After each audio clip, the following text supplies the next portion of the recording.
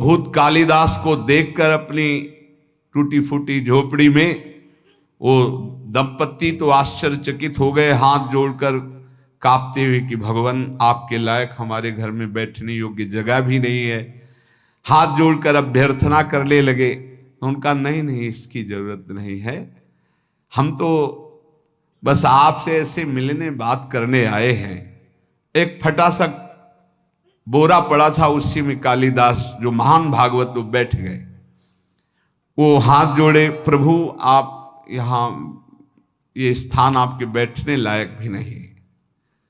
और झा भक्त उनको कहते थे, आपने बड़ी कृपा की, आप यहाँ आए, लेकिन ये आपके योग्य नहीं। आप इतने महान, मैं इतना नीच। आप जैसे श्रेष्ठ पुरुष यदि हम जैसे नीचों के यहां आएंगे तो आपका उपहास होगा। प्रभु आपको पता नहीं मैं नीच हूं, धनहीन हूं। प्रभु आपको यहां बैठना ठीक नहीं, कोई देख लेगा तो आपकी निंदा करेगा। कालिदास जी ने कहा कि आपको पता है, आपके शुभ दर्शनों से हमें श्री कृष्ण का दर्शन प्राप्त हो रहा है, देखिएगा। और आज मैं आपको उस भाव से देख रहा हूं कि त्रिभुवन में आप जैसा कोई सत्कार पाने योग्य नहीं है, जिसकी जिह्वा पे भगवान नाम और इतनी दैन्यता। अहोबत सुपचतो गरीयान यद जिह्वाग्रे वर्तते नाम तुभ्यम। यदि आप हमारा कुछ भी सम्मान करना चाहते हैं तो अब आप हाथ जोड़ना बंद कर दें, हमारे सामने हाथ मत जोड़े। और आप एक कृपा करें, आप दोनों अपने चरण धोए, हमें चरणामृत दे दे, क्योंकि हमें धोने तो देंगे नहीं। और उन्होंने कहा कृष्ण कृष्ण कृष्ण, आप ये क्या बोल रहे हैं महाराज। आप गिड़गिड़ाते हुए झा भक्त ने कहा, प्रभु ये कैसी भूली भूली सी बातें कर रहे, आपको पता है मैं कौन हूं, मैं सब तरह से हीन हूं, मेरा दर्शन और स्पर्श भी अमंगलमय है। धन्य है यही दरबार, दीन को आदर रीत सदा चली आई। और उनके चरणों में गिरने लगे। कालिदास जी ने अपने चरण समेटे और कहा, देखो अतिथि का सत्कार करना चाहिए, इतना आपको पता है। उन्होंने कहा हाँ प्रभु पता है। तो फिर एक बात करो, मैं आ रहा था रास्ते में आम देखा, आप ठाकुर जी को अपने भोग लगाओ आम का, और आप दोनों पाओ और मैं ये देखूं, ये मेरा सबसे बड़ा सत्कार हो जाएगा। भक्त ने कहा मालिक आप कैसी बात करते, मैं पाऊं और आप बैठे, आप हमारे यहां आए हैं। उन्होंने कहा देखो यदि आप मुझे बड़ा मानते हैं और पूजनीय मानते हैं तो आप मेरी बात भी तो मानिए किसी भी तरह से। देखो अगर थोड़ी भी प्रीति आपकी हम में है तो मेरी ये बात मान लो। वो भक्त बहुत दैन्य हो रहे हैं। यहां कालिदास जी कह रहे हैं, जो अपने भक्ति का विज्ञापन करता है, जो भक्ति की दुकानदारी करता है, भक्ति के नाम पर पूजा प्रतिष्ठा और अर्थ की प्राप्ति करता है, वो आप जैसे अकिंचन भक्तों को कैसे जान पाएगा। अहंकार रहित, साधना के बल से रहित, केवल प्रभु के नाम और प्रभु के आश्रित आप जैसे निर्मल भक्तों का संग तो केवल अहेतु की कृपा से होता है। आप सच्ची मानिए त्रिभुवन को पावन करने वाले हैं, आप अपने को नीच मत कहिए। जब कालिदास जी दैन्य होकर ऐसी बात करने लगे तो भक्त ने आम ले लिए, प्रणाम किया और कहा मैं आपके सामने पा तो नहीं सकता, पक्का वचन है कि आपके जाते ही मैं भोग लगाऊंगा, पर आपके सामने नहीं पा पाऊंगा क्योंकि आप बैठे हमारे घर में आकर और हम पाले। कालिदास जी ने विचार किया, सब किया कराया माटी हो रहा है, हमको उच्छिष्ट तो इनका मिलेगा नहीं, जूठन। फिर विचार किया कि अभी से लेके शाम तक फेंकेंगे ही ना पाके आम, मैं पेड़ की आड़ में बैठा रहूंगा, जब फेंकेंगे तब मैं निकल लूंगा प्रसाद लेके। कैसी उच्छिष्टामृत के प्रति निष्ठा। चल दिए पति पत्नी, 10-20 कदम घर के बाहर तक छोड़ा।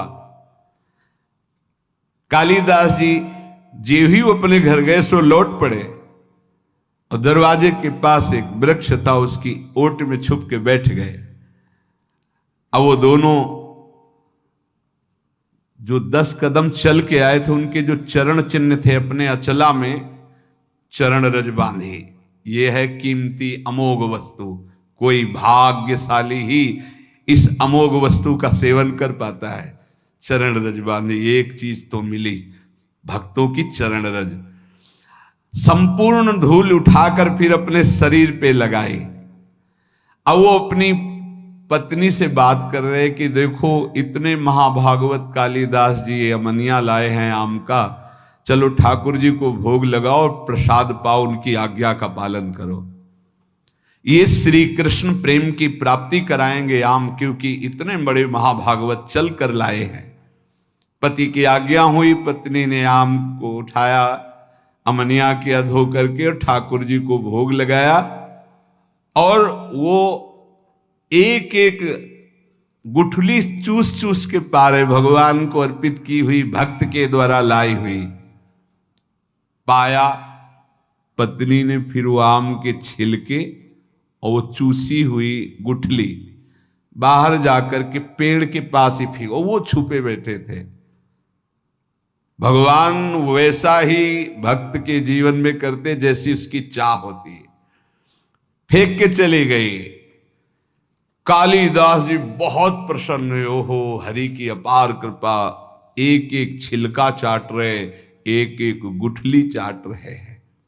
आप विचार कीजिए, एक उच्च कुल का एक महाभागवत एक ऐसे दैन्य महाभागवत की गुठली चाट रहा है। किस लिए? इनका उच्छिष्ट मुझे नाम में प्रीति करा देगा। और नाम के प्रेमी हैं। जैसे जैसे वो उच्छिष्ट पा रहे हैं, वैसे वैसे उनको रोमांच हो रहा है। वैसे वैसे भगवान का नाम जैसे मशीन में चलाया जाए, ऐसे चल रहा है नाम, अश्रुप प्रवाह हो रहा है। यहां वर्णन कर रहे हैं कि जो भक्त चरण रज का सेवन, भक्त उच्छिष्टामृत का सेवन और भक्त चरणामृत का सेवन करता है, उसका अहंकार गलित हो जाता है। सत्संग का प्रारंभ इसी बात से हुआ था कि अहंकार जब तक गलित नहीं होगा तब तक हमारी साधना रंग नहीं लाएगी। इसलिए हमें नाम में प्रीति हो जाए, नाम हमें प्राणों से प्यारा लगने लगे। बड़े बड़े महापुरुषों ने नाम को दुलराया, गाया।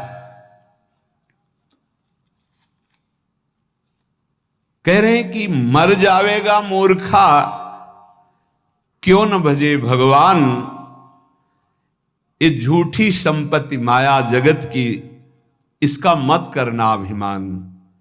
यहां से जब जीव जाता है तो साथ कुछ नहीं ले जाता, पाप कर्म और पुण्य कर्म ले जाता है। पाप और पुण्य कर्म, पाप अधिक हुए नरक भोगो, पुण्य कर्म स्वर्ग भोगो, फिर मृत्यु लोक में आओ। मत करना अभिमान, वेद शास्त्र यूं कहवे, तज ममता भज नाम। तो अमर होए रहे। अगर नाम चल रहा है, सच्ची मानिए, तो वैसे ही आप अविनाशी हैं, आप मृत्यु से बच जाएंगे। आपको ऐसा ज्ञान हो जाएगा कि शरीर छूटेगा ऐसे जैसे सांप की केचुल, कोई कष्ट नहीं। जो जन्मत मरत दुसाह दुख होई, नाम जापक को नहीं होता कष्ट, वैसे शरीर छोड़ता है जैसे सांप अपनी केचुल पुरानी छोड़ देता है, जैसे कोई पुराना वस्त्र उतार के फेंक देता है, जैसे गजराज के गले से फूलों की माला गिर जाए उसे पता न चले, ऐसे भक्तों का शरीर छूटता है। यदि नाम जब चल रहा है तो भारी दुख से बच जाओगे, अगला जन्म नहीं होगा। तज ममता भज नाम, नाम तो अमर रहवे, कहत दीन दरवेश फिर अवसर कब आवे। भजिया नहीं भगवान, अरे मूर्ख मर जावे। कभी किसी भी क्षण शरीर तुम्हारा छूट सकता है। ताकू मनवा धिक है साहेब सुमरिया नाही, अलग पुरुष नहीं ओ लख्यो पड़ो मोह के माही। पड़ो मोह के माही समझ ले मनुआ मेरा, एक इंद्री फंसाकर पूरा जीवन नष्ट कर सकती है। अजामिल ने केवल यही एक इंद्री, नेत्र इंद्री से देखा बेविचार हो रहा, पूरा जीवन बेविचारी बना दिया। नेत्र इंद्री ने सौभरी जी की चूक कर दी और देखा मछली के मैथुन को, पूरा जीवन 50 ब्याह किए। और जो पूरी इंद्रियां बाहर किए उनकी दुर्दशा क्या होती होगी लिखने लायक नहीं है। प्रभु नेत्रादिकम मम बहिर्विषयेषु शक्तम, सारी इंद्रियां बाहर घूम रही विषयों में आसक्त। नांतर्मुखम भवति तान विहाय तस्य, कभी 1 मिनट के लिए अंतर्मुख नहीं हुई। क्वांतर्मुख तुम पहाय सुखस्य वार्ता, जो अंतर्मुख नहीं हुआ वो भगवद आनंद को क्या जाने नाथ। ऐसे पुरुष की तो दुर्गति ही होती है। अब तो केवल एकमात्र आपके चरणों का सहारा है। त्यक्तम गृहाद्यपि मया भवताप शांतई, नासी दशो हृदो मम माययाते। साचाधुना किम विधास्यति नेति जाने, तस्मात् त्वमद्य शरणम मम दीन बंधु। भगवान, कभी मुझे ऐसा नहीं लगा कि संसार दुखमय है, कभी ऐसा नहीं लगा कि संसार छूटेगा। देखो सबको ऐसा ही लगता है, ये शरीर सत्य है, पत्नी सत्य है, पुत्र सत्य है, मकान सत्य है, 1 सेकंड में सब छूट जाता है। आंख मुंदी, शरीर भी गया, सब छूट गया। कभी ऐसा अगर लगता तो इसका अंदर से त्याग करके आपका भजन करते, लेकिन कभी ऐसा नहीं लगा कि संसार दुख में है, ये पुत्र परिवार आदि सब मुझे छोड़ देंगे, कभी ऐसा नहीं लगा। ये ऐसा क्यों? क्योंकि मेरा मन गंदा हो गया, मलिन हो गया, आपकी दुरंत माया में फंस गया। वैसे प्रभु मैं बहुत अशांत और दुख को भोग रहा हूं। इस समय क्या क्या दुर्दशा होगी ये मैं सोच रहा हूं, क्योंकि मेरे द्वारा ऐसे आचरण हुए हैं। किसी ने एकांतिक में प्रश्न किया कि मेरे द्वारा गलती नहीं हुई फिर भी उसका मुझे दंड मिल रहा है, क्या भगवान क्या न्याय है? उनसे प्रार्थना की थी, वृंदावन में बैठे हो, इसी जन्म के आप रजिस्टर को अपने खोल कर देखिए। ऐसे पाप किए हैं जिनका दंड नहीं मिला, गुप्त हो गए हैं, ना आपने प्रायश्चित किया ना क्षमा मांगा है, तो वो कर्म कहां से आपको भोगने को मिलेंगे? ऐसी जगह फंसाएंगे जहां 100 में 100% आप निर्दोष हैं, पर आपको दंड भोगना होगा। ये वही दंड है जो 100% पाप हुआ था, कोई नहीं जाना, आगे क्रॉस करके निकल गए, वो गुप्त हो गया। वो गुप्त नहीं हुआ, वो बढ़िया सज सजा के तुम्हारे आगे परोसा जाएगा।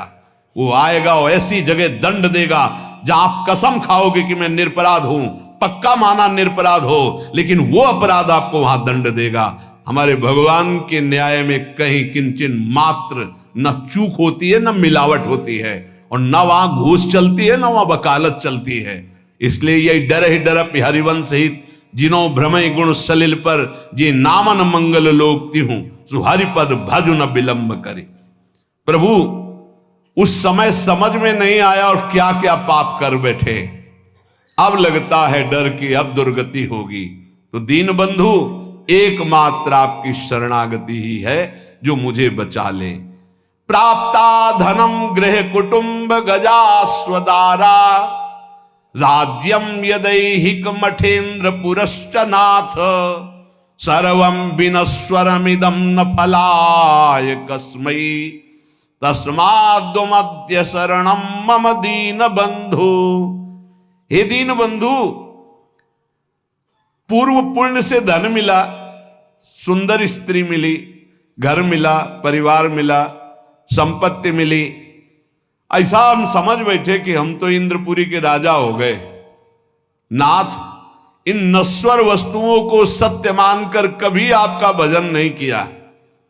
और इनमें फंसा हुआ पूरा जीवन निकल गया। अब नाथ अंतिम समय आ रहा है तो अब पछतावा हो रहा है। एकांतिक में एक बहुत ही व्यवहार कुशल, ऐश्वर्य संपन्न, भगवान की बड़ी कृपा है कि अपने अपने हृदय की जब बात रखते हैं तो शास्त्र प्रमाणित हो जाता है। उन्होंने कहा मुझे कोई चाह नहीं, बस एक भय सता रहा है। सब कुछ मिला, भगवान ने दिया है कि जो जो मैंने एकत्रित किया सब छूटेगा, मैं मरूंगा। अब क्या उपाय है मेरे इस भय के नाश का? ये भय हर समय बढ़ता जा रहा है और मैं बहुत परेशान हूं कि मेरे पास सब कुछ है, पर अब क्या करूं? ये भय लग रहा है सब छूटेगा, मैं मरूंगा। अब क्या उपाय? उनका इसी का उपाय करने के लिए ये मानव देह मिली कि मरने से सब जग डरा, मेरो मन आनंद, कब मरी हो कब भेटी हो पूरन परमानंद। अब भी समय है, हरि भज ले, अब भी समय है। तो नाथ मुझे धन मिला, स्त्री मिला, मकान मिला, परिवार मिला, रुपया, सब वैभव, लेकिन अपने को राजा, अपने को सुखी मानकर कभी आपकी शरण में नहीं गया, भजन नहीं किया। अब डर लग रहा है अंतिम समय, मन पछितई है अवसर बीते। क्यों? ये सुत बनितादि जान स्वार्थ रत ना करुणे सभी ते अंत तो तजेंगे पामर तू न तजय बहीते। अंत समय में जो खर्चा चाहिए था, जहां जाना वहां पर पास चाहिए था, परिचय, वो तो है नहीं, वो भागना पड़ेगा यहां से। समय पूरा होने पर काल यहां एक सेकंड भी नहीं टिकने देगा, सब छीन लेगा। तभी सबको मृत्यु से भय लगता है, लेकिन वो भयभीत नहीं होता जिसके पास पैसा है। परम धन राधा नाम आधार, पास है भाव देह का। मैं सहचरी, मैं गोपी, मैं दास, मैं सेवक, जो भाव का वो मस्त रहता, शरीर छूटेगा, अपने प्रभु के पास जाएंगे। तो नाथ ये तो सब हुआ नहीं, अब अंतिम समय हमें डर लग रहा है कि मरूंगा, तो आपकी ही शरणागति एक बचा सकती है। हे नाथ, ज्ञानम यथा मम भवेत कृपया गुरुणाम सेवाम तथा न विधिना करवम हि तेषाम सेवा पिशाधनतया विदितास्ति चित्ते तस्मात् त्वमद्य शरणम मम दीन बंधु।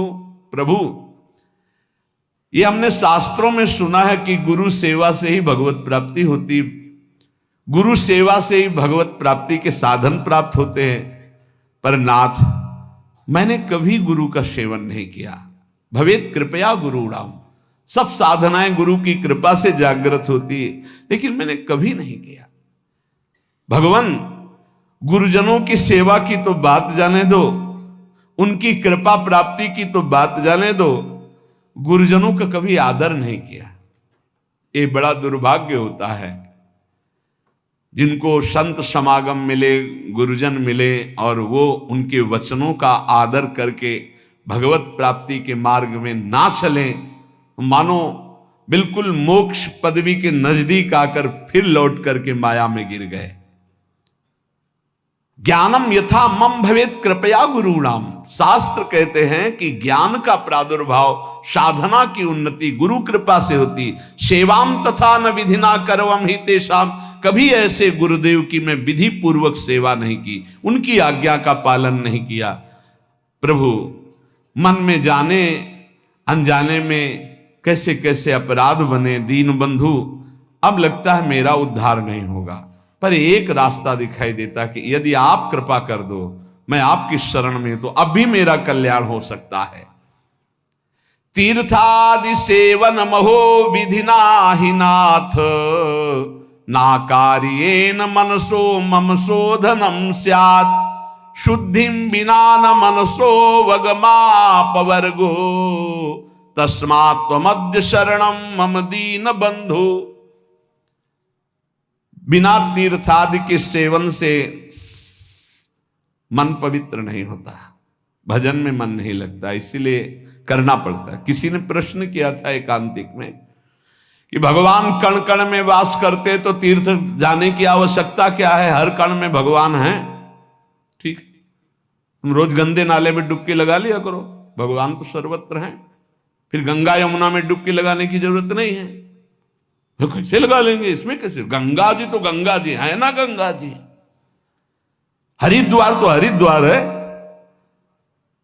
क्या सिनेमा घर में 3 घंटे बैठने के बाद आप पवित्र हो जाते हैं, और 3 घंटे गंगा किनारे बैठ के राधा राधा पवित्र हो जाओगे? कैसी बुद्धि है भैया। गाय के पूरे शरीर में दूध है, लेकिन दूध का स्थान बनाया गया है। वहां बछड़ा जब पिन्हाएगा ऐसे के, तो गाय पूरा दूध उतार देगी। ये तीर्थ स्थान भगवान के साक्षात स्वरूप है। भगवान सर्वत्र विराज